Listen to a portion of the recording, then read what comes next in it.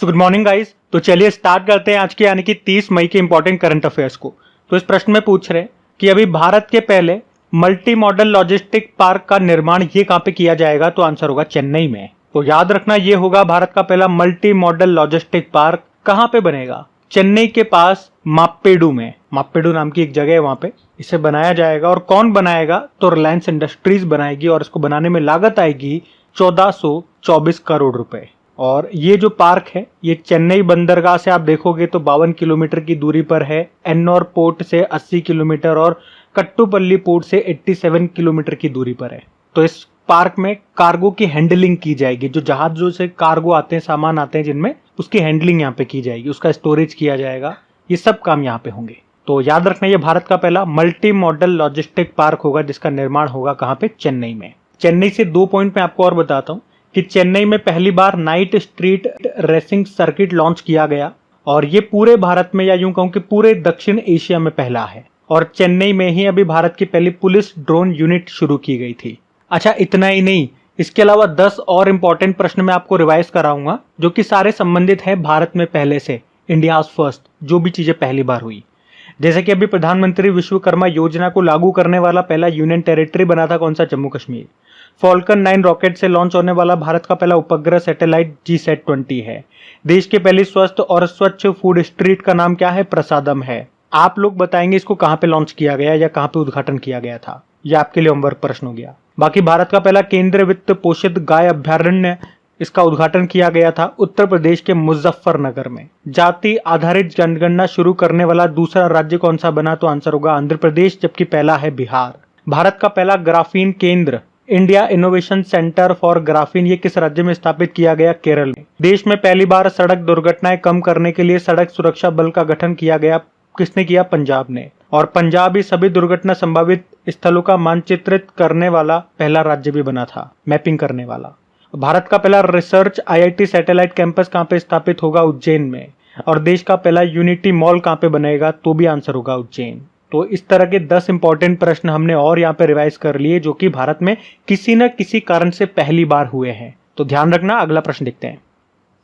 फिर आपसे पूछ रहे अभी संयुक्त राष्ट्र शांति सैनिकों का अंतर्राष्ट्रीय दिवस कब मनाया गया, तो आंसर होगा 29 मई को। हर साल 29 मई को संयुक्त राष्ट्र शांति सैनिकों के अंतर्राष्ट्रीय दिवस के रूप में मनाया जाता है। ये दिन उन 4000 से अधिक शांति सैनिकों की सेवा और बलिदान को श्रद्धांजलि देने के लिए मनाया जाता है जिन्होंने दुनिया के संघर्षग्रस्त क्षेत्रों में शांति लाने की कोशिश करते हुए अपनी जान गंवा दी। पहली बार इस दिवस को 2003 में मनाया गया था और थीम क्या है, भविष्य के लिए उपयुक्त, साथ मिलकर बेहतर निर्माण करना, fit for the future, building better together. और ये जो संयुक्त राष्ट्र शांति सैनिक हैं या शांति रक्षक आप इन्हें कह दो, इन्हें ब्लू हेलमेट भी कहा जाता है क्योंकि ये नीले कलर का हेलमेट पहनते हैं। और मैं ये पॉइंट आपको पहले भी बता चुका हूं कि संयुक्त राष्ट्र शांति अभियान में भारत दूसरा सबसे बड़ा योगदान करता है, सबसे ज्यादा शांति सैनिक हम भेजते हैं, इस मामले में भारत दूसरे स्थान पर है। और संयुक्त राष्ट्र शांति सैनिकों को उनके प्रशंसनीय कार्य के लिए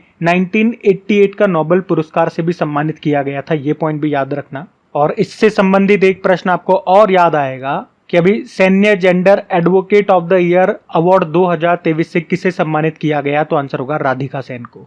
भारत में ये किस राज्य से बिलोंग करती हैं, तो हिमाचल प्रदेश से। संयुक्त राष्ट्र की बात करें, स्थापना होती है 24 अक्टूबर 1945 में। हेडक्वार्टर न्यूयॉर्क में मिलेगा और इसके सेक्रेटरी जनरल महासचिव कौन है, एंटोनियो गुतेरेस, जो कहां से हैं, पुर्तगाल से हैं। और वैसे 29 मई को माउंट एवरेस्ट डे भी मनाते हैं। क्यों मनाते हैं, क्योंकि 29 मई 1953 को न्यूजीलैंड के जो सर एडमंड हिलेरी हैं और उनके साथ जो भारतीय नेपाली शेरपा थे तेंजिंग नोर्गे, उन्होंने माउंट एवरेस्ट पर पहली बार चढ़ाई की थी, इसीलिए 29 मई को माउंट एवरेस्ट डे के रूप में मनाते हैं।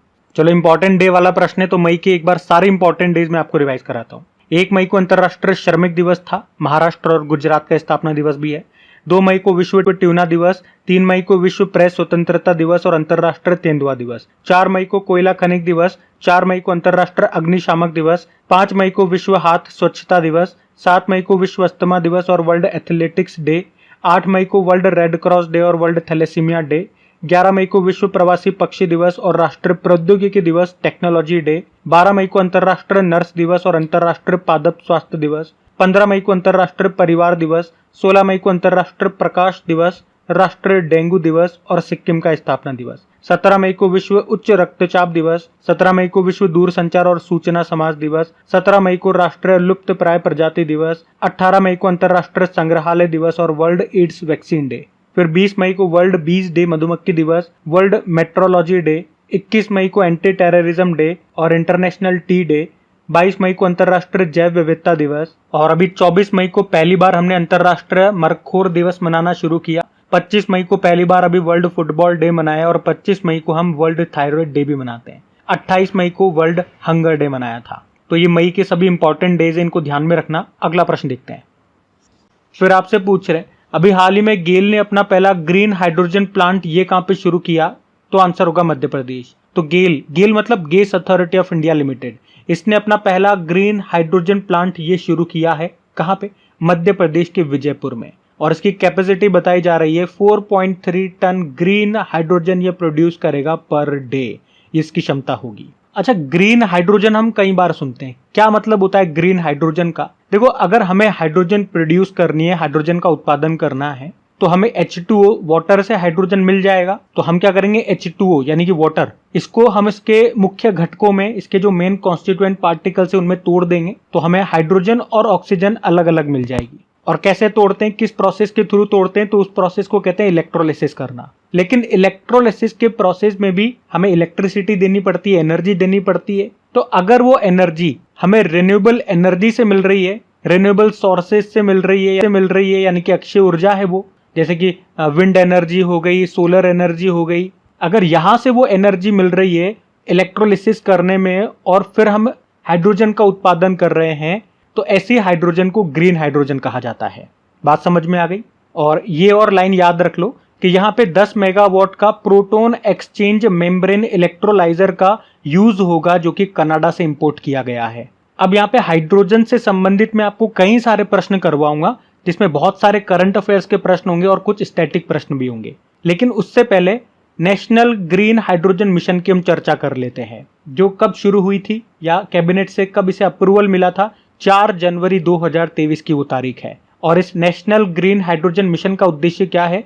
2030 तक हर साल 5 million metric ton green hydrogen produce करना और साथ में हमें 2030 तक 125 गीगावाट रिन्यूएबल एनर्जी का प्रोड्यूस करना, ये टारगेट है इसका। और इस मिशन के लिए सरकार ने 19,744 करोड़ रुपए अप्रूव किए हैं। बाकी गेल की भी बात कर लें, गेल की भी चर्चा हुई है। ये एक महारत्न कंपनी है, स्थापना होती है 1984 में, मुख्यालय नई दिल्ली में है और CMD है संदीप गुप्ता। अब चलो हाइड्रोजन से संबंधित जो मैं प्रश्न आपको बता रहा हूँ वो आपको रिवाइज कराता हूँ। तो एक तो आपको याद होगा हाइड्रोजन से चलने वाली भारत की पहली कार का नाम क्या है? मिराई है। टोयोटा ने इसको बनाई थी और हमारे जो राजमार्ग मंत्री हैं नितिन गडकरी जी, उन्होंने इसको लॉन्च किया था। और देश का पहला हाइड्रोजन ईंधन उद्योग ये कहाँ पे स्थापित हुआ? झारखंड के जमशेदपुर में। आपको याद है भारत की पहली हाइड्रोजन से चलने वाली ट्रेन ये कहाँ पे शुरू होगी? हरियाणा में शुरू होगी और इसका नाम वंदे मेट्रो होगा।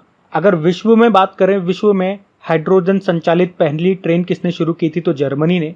एशिया की पहली हाइड्रोजन ट्रेन शुरू की थी चाइना ने और भारत भी जल्द कर लेगा। उसके अलावा विश्व का पहला लिक्विड हाइड्रोजन फेरी ये अभी नॉर्वे में शुरू हुआ था। भारत का पहला hydrogen internal combustion engine truck ये बनाया था रिलायंस ने। भारत का पहला शुद्ध हरित हाइड्रोजन प्लांट ये शुरू हुआ असम में। भारत का पहला बायोमास आधारित हाइड्रोजन प्लांट ये मध्य प्रदेश के खंडवा जिले में स्थापित किया गया। और भारत अपनी पहली अपशिष्ट से हाइड्रोजन परियोजना कहाँ पे स्थापित करेगा? पुणे महाराष्ट्र में। साउथ कोरिया ने दुनिया का सबसे बड़ा hydrogen fuel cell power plant का उद्घाटन किया था।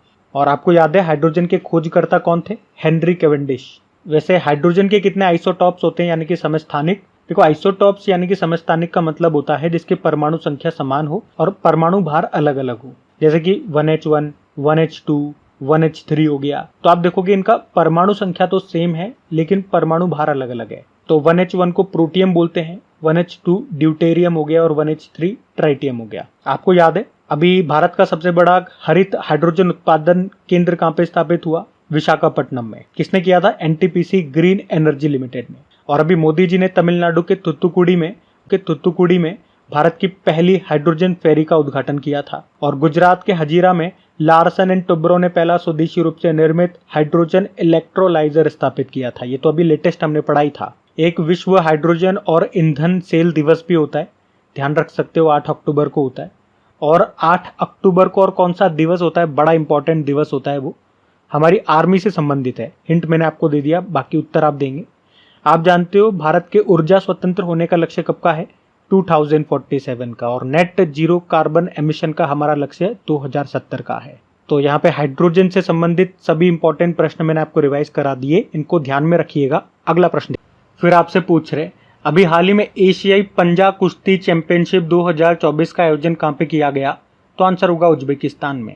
हम बात कर रहे हैं एशियन आर्म रेसलिंग चैंपियनशिप 2024 की, कहाँ पे हुआ, उज्बेकिस्तान की कैपिटल ताशकेंत में।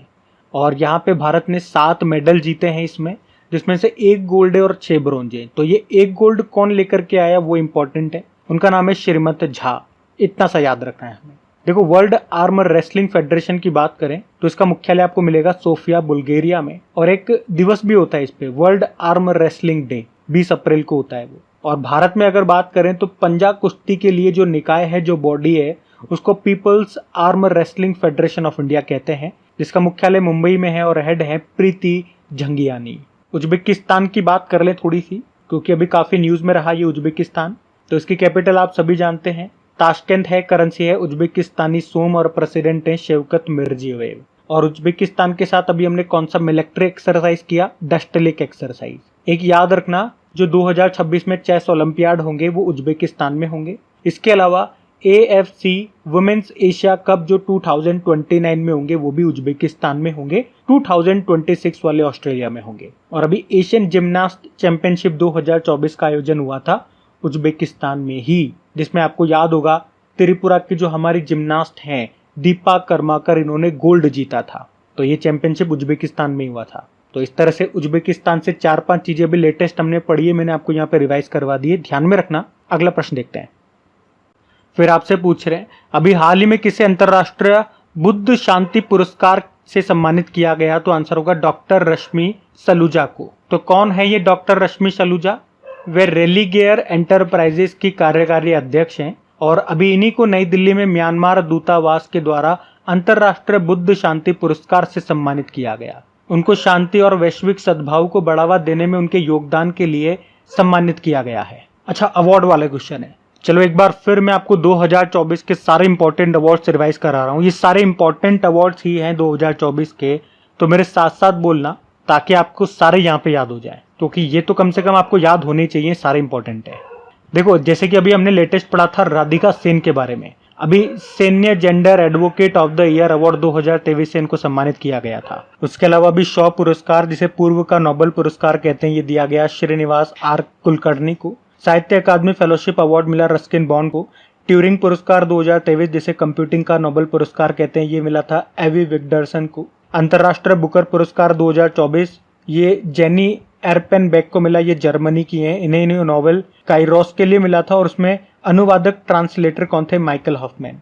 व्हिटली गोल्ड अवार्ड 2024, जिसे ग्रीन ऑस्कर कहते हैं, ये मिला पूर्णिमा देवी बर्मन को, ये असम से हैं। और इसी तरह से गोल्डमैन पर्यावरण पुरस्कार 2024, जिसे ग्रीन नोबेल पुरस्कार कहते हैं, ये आलोक शुक्ला को मिला था, वो छत्तीसगढ़ से हैं। 2024 का लच्छू महाराज पुरस्कार पंडित राजेंद्र गंगा नाई को मिला। कीस मानवतावादी पुरस्कार 2021 रतन टाटा जी को मिला, तो 2023 के लिए बिल गेट्स को मिला। वर्ल्ड प्रेस फोटो 2024 का खिताब मोहम्मद सलेम ने जीता। आर्यभट्ट पुरस्कार ये पाउलेरी सुब्बा राव को मिला। लता दीनानाथ मंगेशकर पुरस्कार 2024 अमिताभ बच्चन को। एबेल पुरस्कार, जिसे गणित का नोबेल पुरस्कार कहते हैं, मिशेल टेलाग्रेन को मिला। इरास्मस पुरस्कार अमिताभ घोष को मिला। 2024 का प्रित्जकर पुरस्कार रिकेन यामामोटो को। मिस वर्ल्ड 2024 का खिताब जीता क्रिस्टिना प्रिस्कोवा ने, चेक रिपब्लिक से हैं। और मिस यूनिवर्स 2023 का खिताब शेनिस पल्लासियो ने जीता, ये निकारागुआ से हैं। उसके अलावा 2023 का जीडी बिरला पुरस्कार डॉक्टर अदिति सेन डे को मिला।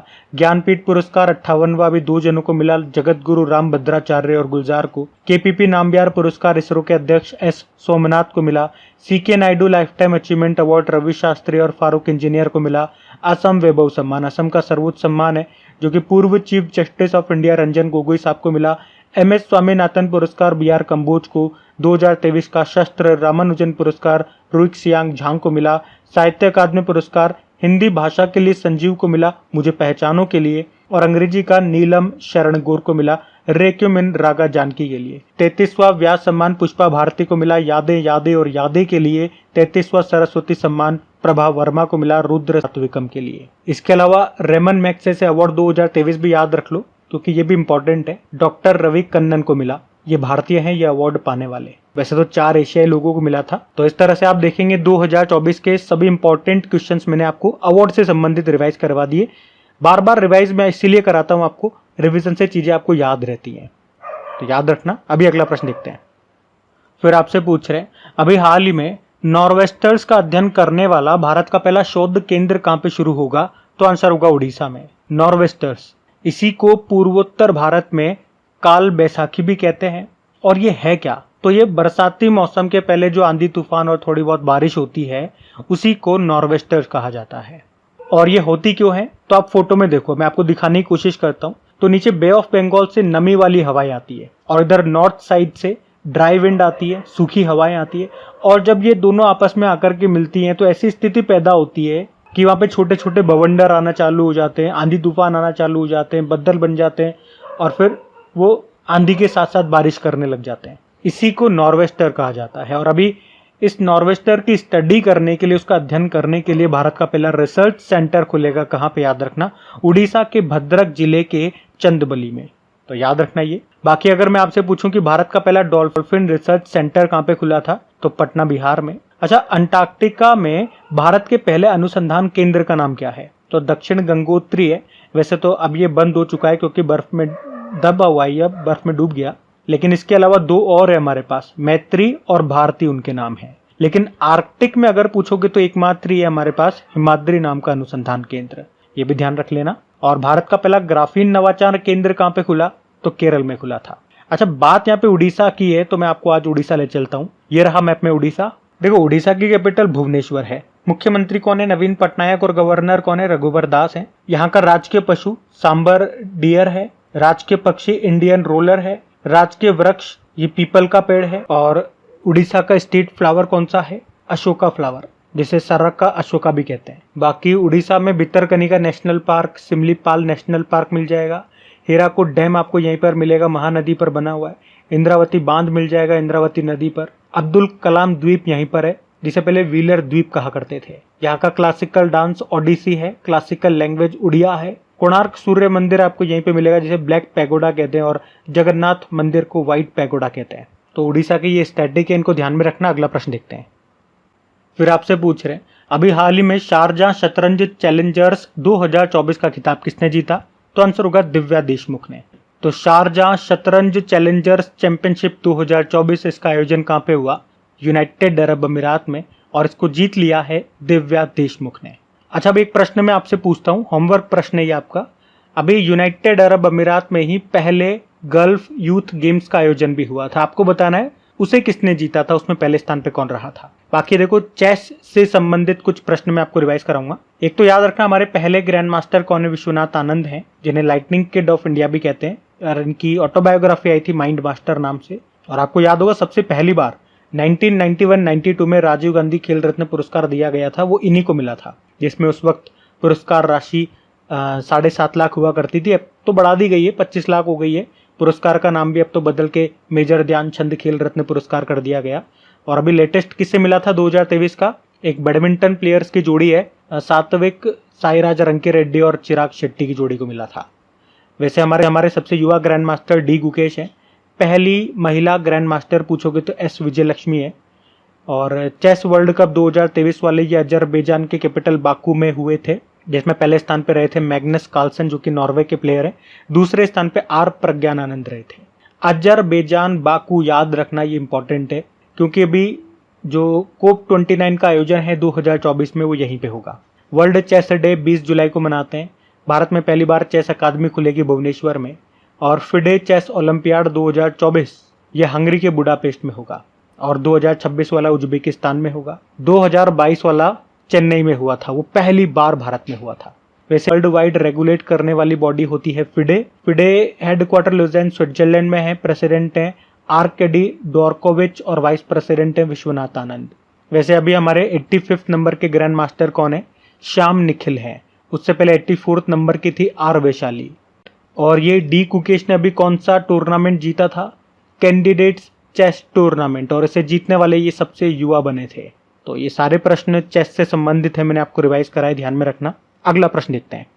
फिर आपसे पूछ रहे हैं अभी हाल ही में वेकासी विसागम उत्सव ये कहाँ पे मनाया गया? तो आंसर होगा तमिलनाडु में। तो वेकासी विसागम फेस्टिवल ये तमिलनाडु में मनाया जाता है। भगवान मुरुगन को ये समर्पित है। अभी 23 मई 2024 को मनाया गया था। ऐसा माना जाता है कि भगवान मुरुगन, जिन्हें कार्तिकेय के नाम से भी जानते हैं, उनका जन्म हुआ था इस वक्त। और आप जानते हो ये भगवान शिव जी और माता पार्वती जी के बड़े पुत्र हैं, और उन्हीं को समर्पित है ये वैसाखी विसागम उत्सव। कहाँ मनाया जाता है? याद रखना सिंपल सा, तमिलनाडु में। चलो आ जाओ कुछ और इम्पोर्टेंट उत्सव महोत्सव में आपको रिवाइज करवाऊं। तो एक बन्नी उत्सव याद रखना, ये आंध्र प्रदेश में मनाया जाता है। लोसांग फेस्टिवल ये सिक्किम का हो गया। सिग्मो फेस्टिवल गोवा में हो गया। तानसेन समारोह इसका आयोजन होता है ग्वालियर मध्य प्रदेश में। अंतर्राष्ट्रीय गीता महोत्सव का आयोजन ये कुरुक्षेत्र में होता है, लेकिन अभी 2024 में इसको हमने श्रीलंका में भी मनाया था, ध्यान में रखना। हेथाई अम्मन उत्सव ये तमिलनाडु में मनाया जाता है। बडागास समुदाय के द्वारा मनाया जाता है इसको। एक जल्लीकट्टू फेस्टिवल हो गया, तमिलनाडु में होता है। अच्छा, तमिलनाडु की बात कर रहे थे ना हम प्रश्न में भी, तो और कौन कौन से त्योहार पर्व होते हैं तमिलनाडु में? एक तो ये जल्लीकट्टू हो गया, जिसमें क्या होता है, एक बैल को कंट्रोल करना होता है, एक सांड को कंट्रोल करना होता है। ये पोंगल उत्सव के दौरान इसका आयोजन होता है। तो पोंगल का भी आपको पता चल गया तमिलनाडु में होता है। उसके अलावा थाईपुसम त्योहार हो गया, तमिलनाडु का है। आदि पेरक्कू त्योहार यहाँ पे होता है। चिथिराई महोत्सव भी तमिलनाडु का है। बाकी कंबाला ये कर्नाटक का है, यहाँ पे भैंसों की दौड़ होती है। मकर विलक्कू उत्सव ये केरल का है। इसका आयोजन केरल में जो सबरीमाला का मंदिर है वहाँ पे होता है। लॉर्ड अयप्पा को समर्पित है ये मंदिर। ऊंट फेस्टिवल ये राजस्थान में बीकानेर से संबंधित है, और मरु फेस्टिवल ये जैसलमेर से संबंधित है। तो ये भी कुछ इंपॉर्टेंट महोत्सव है, इनको भी ध्यान में रखना। अगला प्रश्न देखते हैं। फिर आपसे पूछ रहे अभी हाल ही में भारतीय सेना ने ग्रीन और सस्टेनेबल ट्रांसपोर्ट के लिए किसके साथ समझौता किया? तो आंसर होगा IOCL। तो अभी भारतीय सेना ने ग्रीन और सस्टेनेबल ट्रांसपोर्ट यानी कि सतत परिवहन के लिए अभी IOCL के साथ समझौता किया है। इंडियन ऑयल कॉर्पोरेशन लिमिटेड मतलब हो गया इसका। तो इस समझौते के तहत IOCL ने भारतीय सेना को हाइड्रोजन फ्यूल से चलने वाली बसें सौंपी है। आपको पता है इस तरह की बसें हमारे एनवायरनमेंट में पॉल्यूशन नहीं करती है, क्योंकि इनमें से जो बाई प्रोडक्ट निकलता है वो धुआं नहीं निकलता, बल्कि वो पानी निकलता है, वेपर की फॉर्म में उड़ जाता है, निकल जाता है। मतलब उससे हमारे पर्यावरण को नुकसान नहीं होता है। तो अभी तो एक बस की चाबी सौंपी गई है, और इस समझौते के तहत टोटल 15 बसें भारतीय सेना को सौंपेगी है, और ये बस सेना को ऑलिव ग्रीन गो ग्रीन के तहत सौंपी गई है। तो IOCL की बात करें तो स्थापना होती है 1959 में, और इसके हेड कौन है? श्रीकांत माधव वैद है। अच्छा, एक होमवर्क प्रश्न आपको दे रहा हूं मैं। अभी वर्ल्ड हाइड्रोजन समिट 2024 का आयोजन हुआ था, पढ़ा था हम लोगों ने। आपको बताना है ये कहां पे हुआ था। चलो मैं ही बता देता हूं, आंसर होगा रॉटरडैम नीदरलैंड में हुआ था। अगला प्रश्न देखते हैं। फिर आपसे पूछ रहे अभी हाल ही में कैमरून में भारतीय राजदूत कौन बने, एम्बेसडर? तो आंसर होगा विजय खंडूजा। तो अभी विदेश मंत्रालय ने विजय खंडूजा को कैमरून में भारत का अगला हाई कमिश्नर यानी कि राजदूत नियुक्त किया है। वे अभी जिम्बाब्वे में भारत के राजदूत हैं। और कैमरून की बात करें तो ये अफ्रीका महाद्वीप का एक देश है, जिसकी कैपिटल होती है याओंडे, करेंसी है सेंट्रल अफ्रीकन CFA फ्रैंक। बाकी ऑप्शन में अगर आप देखोगे तो Kapil Sibal supreme court bar association के अध्यक्ष बने। मौसमी चक्रवर्ती आकाशवाणी की डायरेक्टर जनरल बनी। तो अजय माणिकराव खानवेलकर लोकपाल अध्यक्ष बने थे। तो गाइज ये था आज का आपका करंट अफेयर्स का सेशन। उम्मीद करूंगा सेशन अच्छा लगा होगा, और वीडियो को अगर आपने अभी तक लाइक नहीं किया, भूल गए हैं, तो प्लीज वीडियो को लाइक जरूर कीजिए। आज के हमारे वीडियो का लाइक का टारगेट रखते हैं 7000 लाइक का, और अपने इस वीडियो को अपने दोस्तों के साथ में स्टडी ग्रुप में एक बार शेयर जरूर कर देना मेरे दोस्त। बाकी आपके लिए क्विज और PDF ये मैं डेली अपलोड कर देता हूं आपकी क्रिक एग्जाम एप्लीकेशन पे, जिसका लिंक आपको डिस्क्रिप्शन बॉक्स में मिलेगा। हाँ, कुछ समय से PDF की दिक्कत आ रही थी, वो अपलोड नहीं हो पा रही थी मुझसे, लेकिन हाँ अब उस समस्या का समाधान हो चुका है। आज दो चार दिन की PDF छूटी हुई थी, वो भी मैं अपलोड कर दूंगा। तो क्रिक एग्जाम एप्लीकेशन का लिंक नीचे डिस्क्रिप्शन बॉक्स में है, वहां से आप जाना। फ्री में क्विज और फ्री में पैनल PDF आपको मिल जाएगी। तो चलो अभी कल के करंट अफेयर्स का क्विक रिवीजन मैं आपको कराता हूं, फिर हम सेशन एंड करते हैं। तो यहाँ पे हम 29 मई के इंपॉर्टेंट करंट अफेयर्स का क्विक रिवीजन करेंगे। तो पहला प्रश्न पूछा, सैन्य gender advocate of the year award 2023 से किसे सम्मानित किया गया? राधिका सेन को। फिर पूछा, लिथुआनिया के राष्ट्रपति कौन बन गए? गीतानास नौसेदा। फिर पूछा, अभी किस राज्य सरकार ने तंबाकू और गुटखा उत्पादों की बिक्री के उत्पादन और वितरण पर प्रतिबंध लगा दिया? तेलंगाना। फिर पूछा एक ही सीजन में 3 बार माउंट एवरेस्ट पर चढ़ने वाली पहली महिला कौन बन गई? पूर्णिमा श्रेष्ठ, नेपाल से हैं। फिर पूछा वर्ल्ड हंगर डे मनाया 28 मई को। फिर पूछा WHO ने वॉक द टॉक योग सत्र कार्यक्रम का आयोजन किया जेनेवा में। फिर पूछा चाइना, जापान और दक्षिण कोरिया के नेताओं ने 9वें त्रिपक्षीय शिखर सम्मेलन का आयोजन कहां पे किया? साउथ कोरिया में। DRDO के अध्यक्ष का कार्यकाल अभी कितने समय के लिए बढ़ा दिया? 1 साल के लिए। उनका नाम क्या है? Sameer V Kamath. Monaco Grand Prix 2024 का खिताब जीत लिया चार्ल्स लेक्लर्क ने, ये फरारी के ड्राइवर है। और आखिरी प्रश्न पूछा अभी कितने नाटो देशों ने रूस के खिलाफ ड्रोन दीवार बनाने की घोषणा की? तो आंसर होगा 6। वो 6 देश कौन कौन से? Lithuania, Latvia, Estonia, Poland, Finland और नॉर्वे। चलो अभी कल का होमवर्क प्रश्न भी देखते हैं और सेशन एंड करते हैं। तो कल के वीडियो में आपसे पूछा था किसे KPP नाम्बियार पुरस्कार से सम्मानित किया गया? तो इसरो के अध्यक्ष S सोमनाथ को। आप सभी ने प्रश्न का बिल्कुल सही उत्तर दिया। अब ये आज का आपका होमवर्क प्रश्न।